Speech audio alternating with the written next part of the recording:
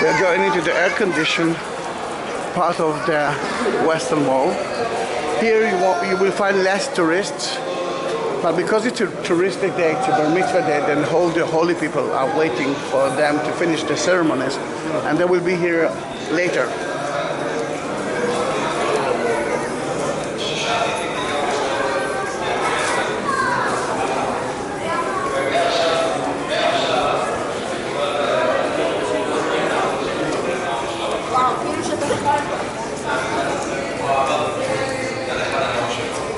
See the Torah arcs in it, are the Torah books, scrolls. Now that air-conditioned area is not only just an air-conditioned area, it's a history area. You can see the bridge here. Again, another Bar Mitzvah parade, but a VIP one. A VIP one because they can use the air-conditioned place.